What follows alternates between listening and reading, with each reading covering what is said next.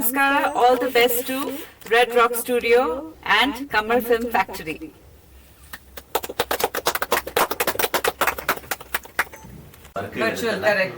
ಈಗೇನಾದ್ರು sir ಅಲ್ಲಿ ನೀವು ಇಲ್ಲಿ ಮಾತಾಡಬೇಕು ನಿಮ್ಮನ್ನು ಸೇರಿ ಅಲ್ಲಿಂದ ಅಲ್ಲೇ ವರ್ಚುವಲ್ ವರ್ಕ್ಗಳೆಲ್ಲ ಮಾಡ್ಬೇಕು. ಅದ್ರ ಜೊತೆಗೆ ಈಗ ಇದು ಫುಲ್ ಪಡ್ ಅಕೋಸ್ಟಿಕ್ ಸ್ಟುಡಿಯೋ 7.9 ಅಟ್ಮಾಸ್ಫಿಯರ್ ಹೋಗೋದಂತೆ ನಾವು ಬಾಂಬೆಗೆ ಚೆನ್ನಾಗಿ ಇದು ಅಕೋಸ್ಟಿಕ್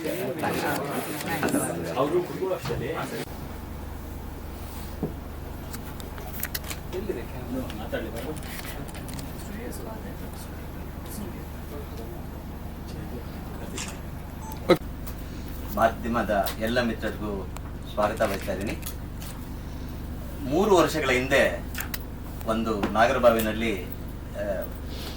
ಒಂಥರ ಗಾಂಧಿನಗರದ ಮುಂದುವರೆದ ಶಕೆ ಆರಂಭ ಆಯಿತು. ಆಗ ನಾನು ಕೂಡ ಇಲ್ಲಿಗೆ ಬಂದೆ. ಇಲ್ಲಿ ಬಂದಾಗ ಒಂದು ಪುಟ್ಟದಾಗಿ ಏನಾದ್ರು ಮಾಡೋಣ ಅಂತ ಯೋಚನೆ ಮಾಡಿದಾಗ ಇದೇ ಸರ್ಕಲಲ್ಲಿ ನಂಗೆ ಅವಕಾಶ ಸಿಕ್ತು. ಹಾಗಾಗಿ ಒಂದು ಸಂಸ್ಥೆ, ಒಂದು ಪ್ರೊಡಕ್ಷನ್ ಹೌಸ್ ಮಾಡ್ಕೊಳ್ಳೋಣ ಅಂತ ಯೋಚನೆ ಮಾಡಿದಾಗ ಒಬ್ಬನೇ ನನ್ನ ಕೈಲಿ ಏನಾಯ್ತು ಅದನ್ನ ವ್ಯವಸ್ಥೆ ಮಾಡ್ಕೊಂಡು ಹೋದೆ. ನಂತರದಲ್ಲಿ ಒಂದು ಸ್ವಲ್ಪ ಯಶಸ್ಸು ಸಿಕ್ತು. ಅದಾದ್ಮೇಲೆ ಬೇರೆ ಇನ್ನೊಂದು ಥರದ ಇದಾಯ್ತು. ಈಗ 3ನೇ ವರ್ಷದಲ್ಲಿ ರೆಡ್ ರಾಕ್ ಸ್ಟುಡಿಯೋ ಆಗಿ ಇವತ್ತು ನಿಮ್ಮ ಕಣ್ಣೆದುರಿಗೆ ನಿಂತಿದ್ದೀವಿ.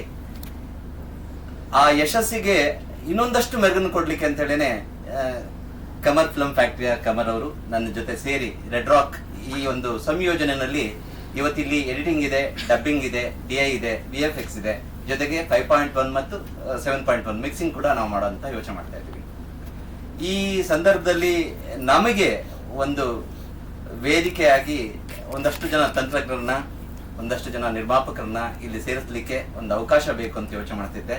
ಆ ಸಮಯದಲ್ಲಿ ಏನಕ್ಕೋ ಬಂದಂತಹ ನನ್ನ ಫ್ರೆಂಡ್ ಪೂಜಾ ಅವರು, ನೀವೇನು ಚಿಂತೆ ಮಾಡಬೇಡಿ, ಇಷ್ಟು ಚೆನ್ನಾಗಿ ಮಾಡಿದೀವಿ, ನಾವ್ ಯಾಕೆ ಮುಂದಕ್ಕೆ ಹೋಗಬಾರ್ದು, ಇಲ್ಲಿಗೆ ಜನನ್ನ ತರೋಣ, ಪ್ರಮೋಟ್ ಮಾಡ್ಕೊಳ್ಳೋಣ, ಇನ್ನಷ್ಟು ಮೆರುಗನ್ ಕೊಡೋಣ ಅಂತ ಹೇಳಿ ಒಂದು ಬ್ರಿಡ್ಜ್ ಆಗಿ ಕೆಲಸ ಮಾಡಿದ್ರು. ಹಾಗಾಗಿ 2 ಸಂಸ್ಥೆಗಳು ನನ್ನ ಜೊತೆಲಿ ಶ್ರೀ ಕೃಷ್ಣ ಅಂತ ಹೇಳಿ, ಅವರು ಕೂಡ ಪ್ರೊಡ್ಯೂಸರು, ತುಂಬಾ ಪ್ರೋಗ್ರಾಮ್ಗಳೆಲ್ಲ ಮಾಡ್ತಾ ಇದ್ದಾರೆ. ಅವರು ನನ್ನ ಜೊತೆಗೆ ಸಾಥ್ ಕೊಟ್ಟಿದ್ರಿಂದ ರೆಡ್ ರಾಕ್ ಅನ್ನೋ ಒಂದು ಸಂಯೋಜನೆಯಲ್ಲಿ ಕೆಲಸ ಮಾಡಿದ್ರೆ ಹೇಗೆ ಅಂದ್ರು. ಖುಷಿ ಆಯ್ತು. ನಾವಿಬ್ರು ಸೇರ್ಕೊಂಡ್ವಿ. ಅದಾದ್ಮೇಲೆ ಪೂಜಾ ಬಂದ್ರು. ಪೂಜಾ ಅವರು ಕಮಲ್ ಸರ್ನ ಕರ್ಕೊಂಡ್ಬಂದ್ರು.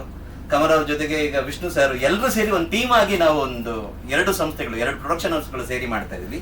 ಉದ್ದೇಶ ಇಷ್ಟೇ, ಈಗ ತುಂಬಾ ಸಂಕಷ್ಟದಲ್ಲಿದ್ದಾಗ ನಾವು ಸಿನಿಮಾಗಳನ್ನ ಮಾಡೋದು ಕಷ್ಟ ಆಗ್ತಾ ಇದೆ. ನಿರ್ಮಾಪಕರಿಗಾಗ್ಲಿ ನಿರ್ದೇಶಕರಾಗ್ಲಿ ಒಂದು ವೇದಿಕೆಯನ್ನ ಕಡಿಮೆ ದರದಲ್ಲಿ ಹೇಗೆ ಕ್ರಿಯೇಟ್ ಮಾಡ್ಕೊಡ್ಬಹುದು, ಎಲ್ಲಾ ಕೆಲಸಗಳನ್ನ ಇಲ್ಲಿ ಮಾಡಿದಾಗ ಒಳ್ಳೆ ಟೆಕ್ನಿಕಲ್ ಟೀಮ್ ಮಾಡೋಣ, ಹೊಸ ಹೊಸ ಕ್ಯಾಮ್ರಾಗಳು ತರೋಣ, ಹೊಸ ಟೆಕ್ನಾಲಜಿ ತರೋಣ, ಅಲ್ಲೆಲ್ಲೋ ಹೋದಾಗ ನಮ್ಗೆ ಏನ್ ಖರ್ಚುಗಳಿದೆ ಅದನ್ನ ಹಿಡಿದು ಹೇಗೆ ವರ್ಕೌಟ್ ಮಾಡ್ಬೋದು ಅಂತ ಯೋಚನೆ ಮಾಡಿದ್ವಿ. ಹಾಗಾಗಿ ಇದು ಬರೀ ಸ್ಟುಡಿಯೋ ಆಗಿ ಅಷ್ಟೇ ಇಲ್ಲ, ಬಹಳ ಸ್ನೇಹಿತರು, ಬಾಬುರಾಜ್ ಅಂತ ಹೇಳಿ ತುಂಬಾ ಒಳ್ಳೆ DOP ಇದ್ದಾರೆ ನಮ್ಮ ಜೊತೆಲಿ, ರಾಮು ಅಂತ ಹೇಳಿ ತುಂಬಾ ಒಳ್ಳೆ ಎಡಿಟರ್ ಇದ್ದಾರೆ, ಜಯದೇವ್ ಮತ್ತೆ ನಮ್ಮ ಭಟ್ಟಾಚಾರ್ಯರು ಒಳ್ಳೆ ಮ್ಯೂಸಿಕ್ ಮತ್ತೆ ಸೌಂಡ್ ಅನ್ನ ಕ್ಯಾಪ್ಚರ್ ಮಾಡಿ ಮತ್ತೆ 5.1 ಮತ್ತೆ ಡಬ್ಬಿಂಗ್ ಮಾಡೋಂಥವ್ರು ಇದ್ದಾರೆ. ಹೀಗಾಗಿ ನನ್ನ ಇಡೀ ಟೀಮು ಟೆಕ್ನಿಕಲ್ ಆಗಿ ಕೂತಿದೆ.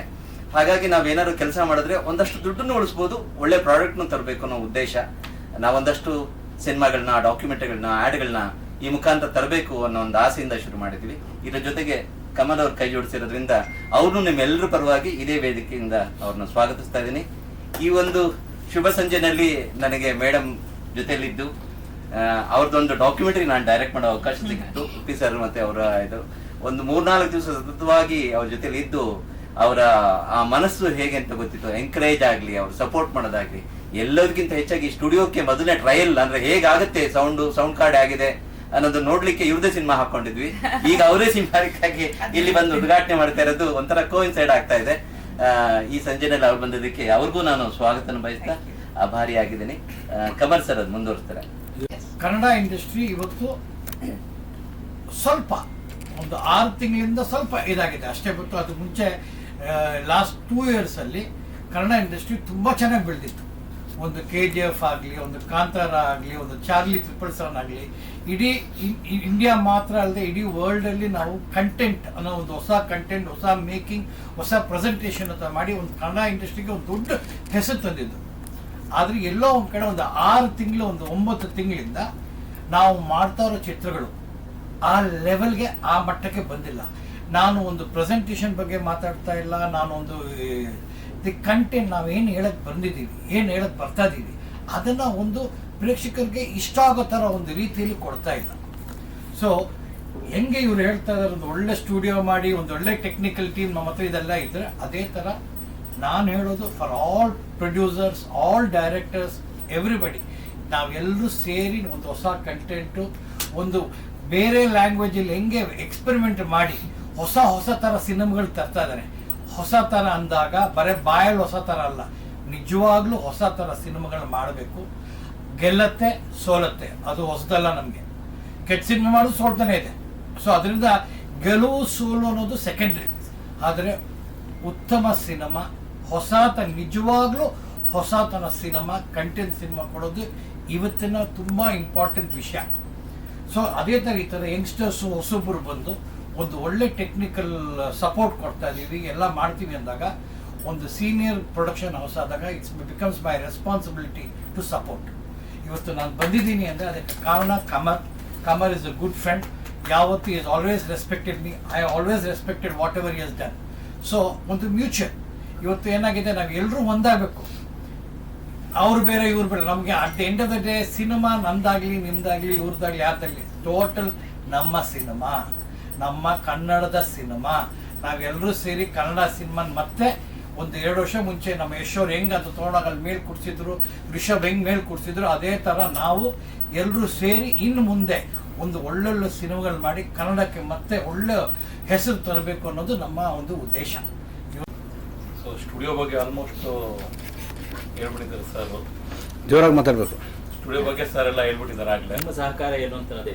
ನನ್ನ ಸಹಕಾರ ಅಂದರೆ we R sheet in the commercial seats completely. ನಾವು ಏನೇ ಬಿಸ್ನೆಸ್ ಮಾಡಿದ್ರು ಫಸ್ಟ್ ಈಗ ಯೋಗಿ ಸರ್ ಹೇಳಿದ್ರು, ಬಾಸು ಸರ್ ಹೇಳಿದ್ರು ಏನಂತ, ಅವರು ಟೆಕ್ನಿಕಲಿ ಸೌಂಡ್ಸ್ ಅವ್ರು ಮಾಡ್ತಾರೆ, ನಮ್ಮ ಟೆಕ್ನಿಕಲ್ ಏನಿದೆ ಕಮರ್ಷಿಯಲಲ್ಲಿ ನಾವು ಬಿಸ್ನೆಸ್ ಹೆಂಗೆ ಡೆವಲಪ್ ಮಾಡಬೇಕು, ಆ ಡೆವಲಪ್ಮೆಂಟ್ ಆಗಿದ್ರೆ ಮುಂದೆ ನಾವು ಹೆಜ್ಜೆ ಇಡೋಕ್ಕಾಗತ್ತೆ, ಇಲ್ಲ ಬ್ಯಾಕ್ ಫುಟ್ ಇಡಬೇಕಾಗತ್ತೆ ನಾವು ಬಿಸ್ನೆಸ್ಸಲ್ಲಿ.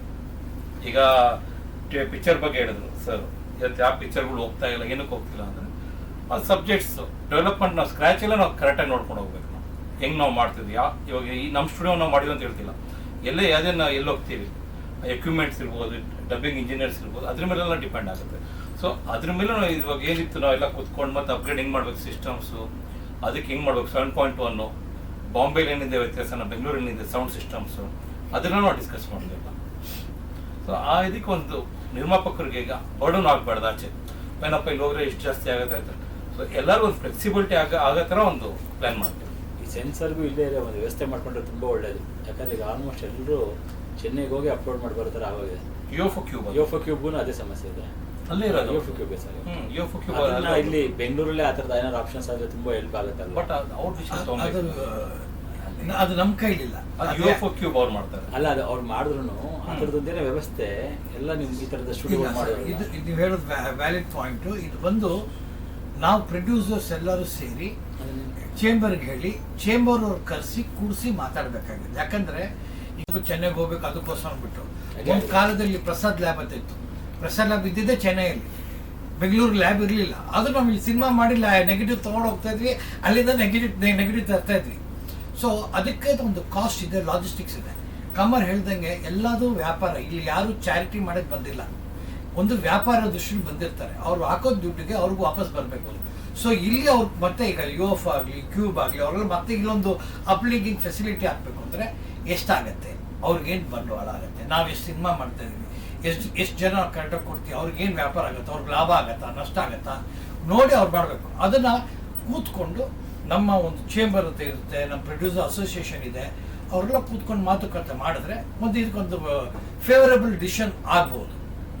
ಅದೇ ಥಿಯೇಟರ್ ನಿಮಗೆ ಅಟ್ಮಾಸ್ಫಿಯರ್ ನಾವು ಅದು ಕೊಟ್ಟರೆ ಹೆಂಗಿರುತ್ತೆ, ಕಂಪ್ಲೀಟ್ ವಿತ್ 4K ಪ್ರೊಜೆಕ್ಟ್ ಇರುತ್ತೆ ಆ್ಯಂಡ್ ಅಟ್ಮಾಸ್ ಇರುತ್ತೆ ನಿಮ್ಮ ಕೈಗೆ. ಮಲ್ಟಿಪ್ಲೆಕ್ಸಲ್ಲಿ ಒಂದು ಪಿಕ್ಚರ್ ಜಜ್ಮೆಂಟು ಸಿಗುತ್ತೆ ಅಲ್ಲಿ ಬಂದಿರೋರ್ಗು, ಓಕೆ ಹಿಂಗಿದೆ ಒಂದು ಸಿನಿಮಾ ಅಂತೇಳಿ. ಬೇರೆ ಶೋಸ್ ನಡೀತಾ ಇರಲ್ವ ಅಲ್ಲಿ ಮಲ್ಟಿಪ್ಲೆಕ್ಸಲ್ಲಿ? ನಾವು ಸ್ಕ್ರೀನ್ ಒಂದು ಆಕ್ಯುಪೈ ಮಾಡ್ತಾ ಇದ್ವಿ ಕಂಪ್ಲೀಟ್ ಆಗಿ. ಅದು ರೆಗ್ಯುಲರ್ ತಾನೇ ಇರುತ್ತಾ ಹೇಗೆ? Regular 24/7 only for the cinema ಇಂಡಸ್ಟ್ರಿಗೋಸ್ಕರ. ಮೇಡಮ್ ಫಸ್ಟ್ ಆಫ್ ಆಲ್ ನಾನು ನಿಮಗೆ ಕಂಗ್ರ್ಯಾಚುಲೇಷನ್ಸ್ ಹೇಳಕ್ಕೆ ಇಷ್ಟಪಡ್ತೀನಿ Red Rock Entertainment and Kannada film ಫ್ಯಾಕ್ಟ್ರಿಗೆ. ಅಫ್ಕೋರ್ಸ್ ಕಮರ್ ಅವರು ನನಗೆ ತುಂಬ ಕ್ಲೋಸ್ ಸ್ನೇಹಿತರು. I have taken part in a few of his events. ತುಂಬ ಚೆನ್ನಾಗಿ ಆರ್ಗನೈಸ್ ಮಾಡ್ತಿದ್ದಾರೆ. ಫಸ್ಟ್ ಟೈಮ್ ಫಿಲ್ಮ್ ಫೇರ್ ತಂದಿದ್ದಾರೆ, ಸೊ ಅದು ತುಂಬ ಹೆಮ್ಮೆ ವಿಷಯ ಆಕ್ಚುಲಿ. So, ಇವಾಗಿದೆ next 2 months. ಯಾ, ಸೊ ತುಂಬಾ ಖುಷಿ ಆಯ್ತು. ಅವ್ರು ಏನೋ ಮಾಡಿದ್ರೆ ತುಂಬಾ ಚೆನ್ನಾಗೇ ಮಾಡ್ತಾರೆ. ಸೊ ಅವ್ರು ನನ್ಗೆ ಇವತ್ತು ಕರೆದಿದ್ರು. ಅಫ್ಕೋರ್ಸ್ ಕೋಇನ್ಸಿಡೆಂಟ್ಲಿ ನನ್ನ ಮೂವಿಲಿತ್ತು ಅಂಡ್ ಹೌದು. ಅದು ನನಗೆ ಗೊತ್ತಿರ್ಲಿಲ್ಲ. ಬಟ್ ತುಂಬಾ ಖುಷಿ ಆಯ್ತು ಕೇಳಿ. ನಿಜವಾಗ್ಲೂ ಕ್ವಾಲಿಟಿ ತುಂಬಾ important. I think even if you are planning for OTT ಆಗಲಿ ಏನೋ ಒಂದಾಗಲಿ, ಕ್ವಾಲಿಟಿ ಆಸ್ಪೆಕ್ಟ್ ತುಂಬಾನೇ important. I think that's where ಕೆಲವು ಸತಿ ವಿ ಫಾಲ್ಟರ್. ಬಿಕಾಸ್ ನಮಗೆ ಕಾಂಟೆಂಟ್ ಇದೆ, ಕಾಂಟೆಂಟ್ ಇಲ್ಲ ಅಂತ ಇಲ್ಲ, ಬಟ್ ಕೆಲವು ಸತಿ ಬಜೆಟ್ ಇರಲ್ಲ ಒಳ್ಳೆ ಕ್ವಾಲಿಟಿಗೆ. ಸೊ ಇಂಥ ಒಂದು ವ್ಯವಸ್ಥೆ ಇದ್ರೆ ಐ ಥಿಂಕ್ ತುಂಬಾ ಹೆಲ್ಪ್ ಆಗುತ್ತೆ. ನಾನು ತುಂಬಾ ಹೊಸ ಹೊಸ ಫಿಲ್ಮ್ ಮೇಕರ್ಸ್ ಜೊತೆ ಕೆಲಸ ಮಾಡ್ತೀನಿ. They have lot of brilliant ideas. ಕೆಲವ್ರಿಗೆ ಅದು ಹೇಗೆ ಎಕ್ಸಿಕ್ಯೂಟ್ ಮಾಡಬೇಕು ಅಂತ ಗೊತ್ತಿರಲ್ಲ. ಸೊ ನಿಮ್ಮಂಥವ್ರ ಜೊತೆಲಿ ಇದ್ದ ಸ್ವಲ್ಪ ಸಪೋರ್ಟ್ ಮಾಡಿದ್ರೆ ಆ ಎಕ್ಸಿಕ್ಯೂಷನ್ ಹೇಗೆ ಮಾಡ್ಬೇಕಂತ ಹೇಳ್ಕೊಟ್ರೆ, ಬಿಕಾಸ್ ಅದು ಒಂದು ಎಕ್ಸ್ಪೀರಿಯನ್ಸ್ ಇಂದ ಬರುತ್ತೆ. ಸೊ ಈ ದೊಡ್ಡ ದೊಡ್ಡ ಫಿಲ್ಮ್ ಮೇಕರ್ಸ್ಗೆ ಒಂದು ಎಕ್ಸಿಕ್ಯೂಷನ್ದು ಒಂದು ಸ್ಟ್ರೆಂತ್ ಇರುತ್ತೆ. ಬಟ್ ಅವರು ಕೆಲವು ಸತಿ ಅಷ್ಟೊಂದು ಸಬ್ಜೆಕ್ಟ್ ಮೇಲೆ ಕಾನ್ಸಂಟ್ರೇಟ್ ಮಾಡಲ್ಲ. ಅವರು ಒಂದು ದೊಡ್ಡ ಸ್ಟಾರ್ ಹಾಕಿ ಅದನ್ನ ಒಳ್ಳೆ ಮೇಕಿಂಗ್ ಮಾಡ್ತಾರೆ. ಬಟ್ ಕೆಲವು ಸತಿ ಕಾಂಟೆಂಟ್ ಮೇಲೆ ಅವ್ರು ಅಷ್ಟೊಂದು ತಲೆ ಕೆಡಿಸ್ಕೊಳ್ಳಲ್ಲ. ಬಟ್ ಕಾಂಟೆಂಟ್ ಯಾರ್ಯಾರು ಕಾಂಟೆಂಟ್ ಇಟ್ಕೊಂಡು ಬರ್ತಾರೆ ನಮ್ಮ ಹತ್ರ, ಅಂಥವ್ರಿಗೆ ಪ್ರೊಡ್ಯೂಸರ್ ಸಿಕ್ಕೋರು ಅವ್ರ ಹತ್ರ ಬಿಕಾಸ್ ದೇ ಆರ್ ಹೊಸ ಸ್ಟಾರ್ಸ್, ಅವ್ರಿಗೆ ಅಷ್ಟು ಬಜೆಟ್ ಇರಲ್ಲ ಆ್ಯಂಡ್ ಮೇಕಿಂಗ್ ಸ್ಟ್ರೆಂತ್ ಇರಲ್ಲ. ಸೊ ಇದು ಒಂದು 2-3 ಫ್ಯಾಕ್ಟರ್ಸ್ ಜೊತೆಲಿ ಆಗಿದೆ. I think we can do better as an industry. Because I feel ಇವತ್ತು ನೀವು ನೋಡಿ Malayalam industry they are doing so well. ಇತ್ತೀಚೆಗೆ ಒಂದು 4-5 ಮೂವೀಸ್ ಅಲ್ಲಿ ತುಂಬಾ ಚೆನ್ನಾಗಿ ಕಲೆಕ್ಷನ್ಸ್ ಆಗಿದೆ. ನಾನು ಕೂಡ ಆ ಮೂವೀಸ್ನ ನೋಡಿದೆ. ನನ್ಗೇನು ಅನಿಸ್ತು ದಟ್ ಒಂದು ಸಬ್ಜೆಕ್ಟ್ನ ತಗೊಂಡು ತುಂಬಾ ಡೀಪ್ ಆಗಿ ಹೊರಟೋಗ್ತಾರೆ ಅವರು, ತುಂಬಾ ಚೆನ್ನಾಗಿ ಮೇಕಿಂಗ್ ಮಾಡ್ತಾರೆ. ಆ ಕನ್ವಿಕ್ಷನ್ ಇಂದ that whether it works or not 100% ನಾವು ಮೇಕಿಂಗ್ ಚೆನ್ನಾಗಿ ಮಾಡಬೇಕು ಅಷ್ಟೇ. ಸೊ ಆ ಒಂದು ಕನ್ವಿಕ್ಷನ್ ನಮಗೆ ಬೇಕು. ಆ್ಯಂಡ್ ಐ ಥಿಂಕ್ ಇವತ್ತು ಈ ಸ್ಟುಡಿಯೋ ನೋಡಿ ತುಂಬ ಖುಷಿ ಆಯಿತು. ಯಾಕಂದರೆ ನಮ್ಮಂಥವ್ರು ಒಂದು ಪ್ರೊಡಕ್ಷನ್ ಮಾಡಬೇಕಂದ್ರೆ, ಏನಾದ್ರು ಒಂದು ಅಟ್ಲೀಸ್ಟ್ ಒಂದು ವೆಬ್ ಸೀರೀಸ್ ಸ್ಟಾರ್ಟ್ ಮಾಡಬೇಕಂದ್ರೆ we have to think about the returns also. ಈ ಥರ ಒಂದು ವ್ಯವಸ್ಥೆ ಇದ್ದರೆ ತುಂಬ ಹೆಲ್ಪ್ ಆಗುತ್ತೆ. ಆ್ಯಂಡ್ ಖಂಡಿತ ನಾವೆಲ್ಲರೂ ಜೊತೆಲಿ ಇದ್ದು ಇಂಥ ವ್ಯವಸ್ಥೆಗಳನ್ನ ಸಪೋರ್ಟ್ ಮಾಡಬೇಕು. ಲೈಕ್ ಈವನ್ ಓಡಾಡೋದು ತುಂಬ ಕಷ್ಟ ಆಗಿಬಿಟ್ಟಿದೆ ಇವತ್ತು. Everything is more expensive. ನೀವು ಟ್ರಾವೆಲಿಂಗ್ ಎಕ್ಸ್ಪೆನ್ಸಸ್, ಒಂದು ಸ್ಮಾಲ್ ಥಿಂಗ್ಸ್ ಕೌಂಟ್ ಆಗುತ್ತೆ. So I'd like to wish them all the best and I am so happy. I hope ನನ್ನ ಮೂವಿ ಇಲ್ಲಿ ನೋಡಿದ್ದೀರ. I hope that movie does well. ನನ್ನ personally ನನ್ನ ಒಂದು 5-6 movies ready ಆಗಿದೆ. I am waiting for ಈ season to get better. So ತುಂಬ ಖುಷಿ ಆಯಿತು ನಿಮ್ಮೆಲ್ಲರಿಗೆ ನೋಡಿ. ತುಂಬ ದಿವಸ ಆಗಿತ್ತು ನೋಡಿ. ಮ್ಯಾಮ್, ಸ್ಟುಡಿಯೋ ಟೆಕ್ನಾಲಜಿ ಇದ್ರೆ ಒಪ್ಪಿ ಸರ್ ಇವತ್ತು ನಿಮ್ಮನ್ನು ಬಿಟ್ಟು ಹೋಗ್ತಾ ಇರಲಿಲ್ಲ ಅಲ್ವಾ? ಎಲ್ಲ ಇದ್ದಿದ್ರೆ ಅವ್ರದ್ದು ಆ್ಯಕ್ಚುಲಿ ಯಾವಾಗ he looks for new things. So ಅದು ಬೇರೆ. ಐ ಫೀಲ್ ಲೈಕ್ ಹಂಗೆ ನೋಡೋಕ್ಕೆ ಹೋಗಿದ್ರೆ ನಾವು ಎಲ್ಲ ಕಡೆಯಿಂದ ಇನ್ಸ್ಪಿರೇಷನ್ ತಗೋಬೋದು. ಇವತ್ತು ನಾವು ವೆಸ್ಟರ್ನ್ ಮೂವೀಸಿಂದ ಇನ್ಸ್ಪೈರ್ ಆಗ್ತೀವಿ, ಅವ್ರು ನಮ್ಮಿಂದ ಇನ್ಸ್ಪಿರೇಷನ್ ತಗೊತಿದ್ದಾರೆ. ತುಂಬ ಮೂವೀಸ್ ನಾನು ನೋಡಿದ್ದೀನಿ ದಟ್ ನನಗೆ ತುಂಬ ಅನಿಸ್ತು ದಟ್ ಅದು ಹಿಂದಿ ಅಥವಾ ನಮ್ಮ ಇಂಡಿಯನ್ ಸಿನಿಮಾಯಿಂದ ಇನ್ಸ್ಪೈರ್ ಆಗಿದೆ, ಅಮೆರಿಕನ್ ಮೂವೀಸು. ಸೊ ಆ ಥರ ಏನಿಲ್ಲ, we all inspire each other in art. But ಖಂಡಿತ ವ್ಯವಸ್ಥೆ ಚೆನ್ನಾಗಿದ್ರೆ ಬೇರೆ ಜನರಲ್ ಪೀಪಲ್ಗೆ ತುಂಬ ಹೆಲ್ಪ್ ಆಗುತ್ತೆ ಅಂತ ನಾನು ಹೇಳ್ತೀನಿ. ಸೊ ಎಲ್ಲ ಥರ ಐಡಿಯಾಸು ನಾವು ಒಳ್ಳೆ if we shoot it in a good way, the quality is very important today. So at least ನಮಗೆ ಅದನ್ನು OTTಗೆ ತುಂಬ ಹೆಲ್ಪ್ ಆಗುತ್ತೆ at least. So I feel that is important. ನಿರರ್ಗಳವಾಗಿ ಅವರು ಏನು ವರ್ಷಗಟ್ಟಲೆ ಇರಕ್ಕಾಗುತ್ತೋ ಇಲ್ಲೋ, ಒಂದಷ್ಟು ದಿನಗಳಾದ್ರು ಅವರಿದ್ರೆ ಬೆಂಗಳೂರು ಯೂನಿವರ್ಸಿಟಿಯಿಂದ ಸರ್ಟಿಫಿಕೇಟ್ ಕೊಡ್ತಾ ಇದ್ರೆ, ಹೈಯರ್ ಎಜುಕೇಶನ್ ಅಪ್ರೂವಲ್ ಆಗ್ತಾ ಇದೆ. 6 ಸಬ್ಜೆಕ್ಟ್ ಇರುತ್ತೆ. ಇಷ್ಟ ಇದ್ರೆ ಅವ್ರು ಥಿಯೇಟರ್ ಬಗ್ಗೆ ಕಲಿಬಹುದು. ಇಲ್ಲ ಅಂತಂದ್ರೆ ಸಿನಿಮಾ ಬಗ್ಗೆ ಕನ್ಸರ್ನ್ ಮಾಡಿದ್ರೆ ಕ್ಯಾಮ್ರಾ, ಅವ್ರಿಗೆ acoustic, editing, dubbing, lip sinking ಈ ಥರದ್ದೆಲ್ಲ ಇರುತ್ತೆ. ಅದರಲ್ಲಿ ಪಡೆದವ್ರನ್ನ ರೈಟಿಂಗ್ ವರ್ಕ್ಶಾಪ್ ಮಾಡಿಬಿಟ್ಟು ಡಾಕ್ಟರ್ ದೊಡ್ಡರಂಗೇಗೌಡರು ಅಂತವರ ಸಮ್ಮುಖದಲ್ಲಿ ಸಾಹಿತ್ಯ ಜ್ಞಾನ, ಭಾಷೆ ತುಂಬ ಟಿವಿ ಮೀಡಿಯಾದಲ್ಲಾಗಲಿ ಸಿನಿಮಾದಲ್ಲಿ ತುಂಬ ಒಂಚೂರು ಒದ್ದಾಟ ಆಗ್ತಾ ಇತ್ತು. ಅದನ್ನ ಪರಿಹರಿಸೋಕೆ ಅಂತ ಪ್ಲಾನ್ ಮಾಡಿದ್ವಿ. ಬಹಳಷ್ಟು ಜನ ಲೇಖಕರು ಬರ್ತಾ ಇದ್ದಾರೆ. ಇನ್ಸ್ಟಿಟ್ಯೂಟ್ ಇಂದ ಈ ಸತಿ 2 ಸಿನಿಮಾ ಪ್ಲಾನ್ ಆಗ್ತಾ ಇದೆ. ನಮ್ಮ ಇನ್ಸ್ಟಿಟ್ಯೂಟ್ ಇಂದಾನೆ 2 ಸಿನಿಮಾ ಆಗ್ತಾ ಇದೆ. ಒಂದು ಮಕ್ಕಳ ಸಿನಿಮಾ ಅಂದ್ರೆ ಪ್ರಯೋಗ ಚಿತ್ರಗಳು, ಕಥೆಯ ಆಧಾರಿತ ಚಿತ್ರಗಳನ್ನ ತರ್ತಾ ಇದೀವಿ. ಅದು ಹೊಸ ಹುಡುಗರೇ BE ಮಾಡಿ MTech ಮಾಡಿ ಬೇರೆ ದೇಶ ಎಲ್ಲ ಇದ್ದು ಈಗ ಅವ್ರದೆಲ್ಲ ಕೆಲಸ ಬಿಟ್ಟು ಸಿನಿಮಾ ಬಗ್ಗೆ ಮಾಡ್ತೇವೆ. ಬಟ್ ಮಾರ್ಕೆಟ್ ಹೇಗೆ ಅಂತ ಯೋಚನೆ ಮಾಡಿದ್ರು. ಅದಕ್ಕೆ ಒಂದೇ ಯೋಚನೆ ಮಾಡಿದ್ದು, ಈ ಸರ್ಕಲ್ನ ಬಳಸ್ಕೊಳ್ಳೋಣ. ವಿಷ್ಣು ಸರ್ ಅಂತವರು ಸ್ಯಾಟಿಲೈಟು, ಇನ್ನೊಂದು OTTನ ನೋಡ್ಕೊಳ್ಳಿ. ಕಮಲ್ ಸರ್ ಅಂತವರು ಬೇರೆ ಬಿಸ್ನೆಸ್ ಬಗ್ಗೆ ಯೋಚನೆ ಮಾಡಲಿ. ನನ್ನಂತವನು ಅವ್ರಿಗೆ ಯಾವ ತರ ನಿಲ್ಬೇಕು ಅಂತ ಯೋಚನೆ. ನಂದೇ ಆದ ಟೆಕ್ನಿಕಲ್ ಟೀಮ್ ಇಲ್ಲಿ ಇರೋದ್ರಿಂದ, ರಾಮೇಗೌಡರು ಅಂತ ಹೇಳಿ ನನ್ನ ಜೊತೆ ಸುಮಾರು 10 ವರ್ಷಗಳಿಂದ ಕಾಲೇಜಿಗೆ ಡೈರೆಕ್ಟರ್ ಆಗಿ ಕೆಲಸ ಮಾಡ್ತಿದ್ದಾರೆ. ಶಿವಕುಮಾರ್ ಇದ್ದಾರೆ, ಜೊತೆಗೆ ಕೃಷ್ಣ ಅವರು ಕೂಡ ಅಲ್ಲಿ ಕಾಲೇಜಿನ ಡೈರೆಕ್ಟರ್. ಇವರೆಲ್ಲರೂ ಈ ವೇದಿಕೆಗೆ ಬಂದಿರೋದ್ರಿಂದ, ಕಮಲ್ ಸರ್ ಈಗ ನಮ್ಮ ಜೊತೆಗೆ ಸೇರಿರೋದ್ರಿಂದ ಅಲ್ಲಿ ಹೊಸ ಪ್ರತಿಗಳನ್ನ ಹುಟ್ಟಾಕ್ತಾ ಇದೀವಿ. ಬರೀ ಆಕ್ಟಿಂಗ್ ಯಾರು ಬೇಕಾದ್ರೆ ಹೇಳ್ಕೊಟ್ಬಿಡ್ತಾರೆ. ನಾವು ಸಿನಿಮಾಟೋಗ್ರಫಿ, ಡಬ್ಬಿಂಗ್, ಎಡಿಟಿಂಗ್, ಟೆಕ್ನಿಕಲ್ ಆಗಿ ಏನೇನು ಕೋರ್ಸ್ಗಳು ಕಲಿಯೋದಕ್ಕೆ ಟೆಕ್ನಿಷಿಯನ್ಸ್ ಕೊರತೆ ಇದೆ. ಅದರಲ್ಲೂ ಪರ್ಟಿಕ್ಯುಲರ್ ಆಗಿ ಟಿವಿ ಮೀಡಿಯಾದಲ್ಲಿ ನಾನು ಕೆಲಸ ಮಾಡಿದ್ರೆ ನನಗೆ ಗೊತ್ತು, ಸೌಂಡ್ ಇಂಜಿನಿಯರ್ ಸಿಗಲ್ಲ, ಮತ್ತೆ ಬೇರೆ ಬೇರೆ ಸಪೋರ್ಟಿಂಗ್ ಟೆಕ್ನಿಷಿಯನ್ ಸಿಗಲ್ಲ. ಅದನ್ನೆಲ್ಲ ನಾವಿಲ್ಲಿ ಕೆಲಸ ಯಾರಿಗೆ ಬೇಕಾಗಿದೆ, ಅಗತ್ಯವಾಗಿ ಏನಾಗಬೇಕಾಗಿದೆ ಅನ್ನೋದನ್ನ ಮನಸ್ಸಲ್ಲಿ ಇಟ್ಕೊಂಡು ಬೇಸಿಕ್ ವರ್ಕಿಂದ, ಅದೇ ನಾವು ಸ್ಕ್ರಿಪ್ಟ್ ಶುರು ಮಾಡೋದ್ರಿಂದ ಎಂಡ್ ತನಕ ಸೆನ್ಸಾರ್ ಕಾಪಿಗೆ ತನಕ ಇಲ್ಲಿ ಟೆಕ್ನಿಕಲ್ ಇಟ್ಕೊಂಡು ಅವರಿಗೆ ಪ್ರೊಡ್ಯೂಸರ್ಗೆ ಸಪೋರ್ಟ್ ಮಾಡೋಣ ಅಂತ ಯೋಚನೆ ಮಾಡ್ತಾ ಇದ್ದೀವಿ. ಹಾಗಾಗಿ ಅದು ಇದು ಒಳ್ಳೆ ವೇದಿಕೆ ಆಗುತ್ತೆ ಅಂತ ಭಾವಿಸ್ತಾ ಇದ್ದೀನಿ. ಇವಾಗ ಹೊಸ ಸಿನಿಮಾ ದ ಸೂಟ್ ಅಂತ ನಾನು ನಾಯಕ ಆಗಿ ಇಲ್ಲಿ ಆ್ಯಕ್ಟ್ ಮಾಡಿದ್ದೀನಿ. ದುಬೈಯಿಂದ ಇವಾಗಲೇ ಬಂದು, ಪ್ಲಸ್ ಆಸ್ ಎ ಪ್ರೊಡಕ್ಷನ್ ಇವಾಗ 5 ಡೈರೆಕ್ಟರ್ಸ್ಗೆ ಲಾಂಚ್ ಮಾಡ್ತಾ ಇದ್ದೀನಿ. First of all congratulations to all. So first customer ನಂದು ಒಂದು ಪ್ರಾಜೆಕ್ಟ್ ನಿಮಗೆ. ಇದ್ರ ಜೊತೆ ನೀವು ಹೇಳಿದ್ರು ಇದು ಆ್ಯಡ್ ಮಾಡ್ತೀವಿ, ಆ್ಯಕ್ಟಿಂಗ್ ಇನ್ ಸ್ಕೂಲ್ ಪ್ಲಸ್ ಸಿನಿಮಾಗ್ರಫಿ ಎಲ್ಲ ಆ್ಯಕ್ಟ್ ಮಾಡಿ. ಇದ್ರ ಜೊತೆ ಇನ್ನೊಂದು ಕಾನ್ಸೆಪ್ಟ್ ಮಿಸ್ ಇದೆ ಬೆಂಗಳೂರು. ಯಾಕೆ ಗೊತ್ತಾ, ಎಲ್ಲರೂ ಟೀ ಕೊಡ್ತಾ ಇದ್ದಾರೆ, ಅದ್ರ ಜೊತೆ ಸ್ವಲ್ಪ ಪ್ರೀತಿ ಆದರೆ ಹಾಕಿದರೆ ಟೀ ಇನ್ನೂ ಒಳ್ಳೆ ಬರುತ್ತೆ. ಅದರಲ್ಲಿ how to market basically cinema, ಇದು ಮೇನ್ ಇಂಪಾರ್ಟೆಂಟ್ ಆಗಿದೆ. ಯಾಕೆ ಗೊತ್ತಾ, ರೀಚ್ ಆಗ್ತದೆ, ಒಳ್ಳೆ ಕಂಟೆಂಟ್ಸ್ ಬರ್ತಾ ಇದೆ, ಬಟ್ ಪಬ್ಲಿಕ್ ಸಿನಿಮಾಗೆ ಬರ್ತಾ ಇಲ್ಲ. ಅದಕ್ಕೋಸ್ಕರ ನಾವು ಏನು ಮಾಡಬೇಕು ಅಂತ ಇವಾಗ ಜಸ್ಟ್ ಎಮ್.ಎನ್. ಸುರೇಶ್ ಸರ್ಗೆ, ಬೆಣಕರ್ ಸರ್ಗೆ ನಾನು ಜಸ್ಟ್ ಮಾತಾಡ್ತಾ ಇದ್ದೆ. ಇವಾಗ ಮಲಯಾಳಂದು ಹೇಳಿದರು, ಒಂದಿದ್ದು ವಿತಿನ್ 3 ಫಿಲ್ಮ್ಸ್ 100 ಕೋಟಿ ಬಂದಿದೆ. ಇವಾಗ ಪ್ಲಸ್ ಚೇಂಬರ್ ಅವರು own chamber they have open OTT completely.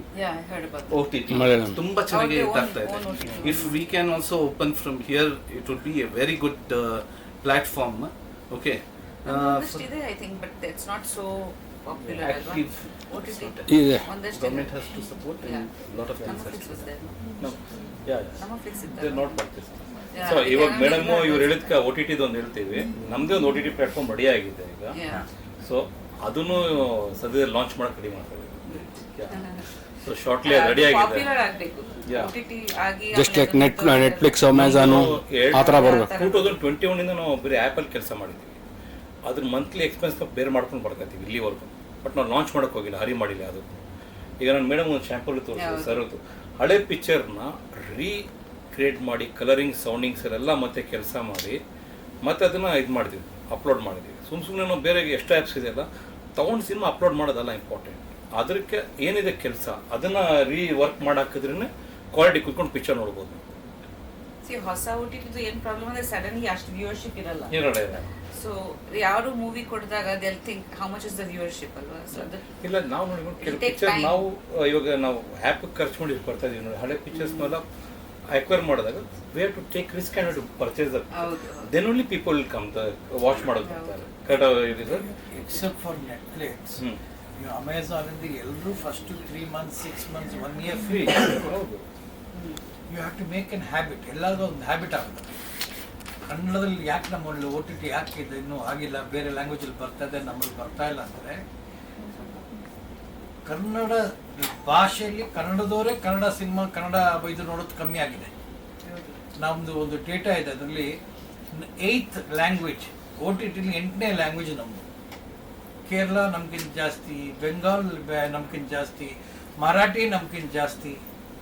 ನಾವು ಕನ್ನಡದವರು ಕನ್ನಡ ಸಿನಿಮಾ, ಕನ್ನಡ ಕಂಟೆಂಟ್ನೇ ಕಮ್ಮಿ ನೋಡ್ತಾ ಇದ್ದೀವಿ.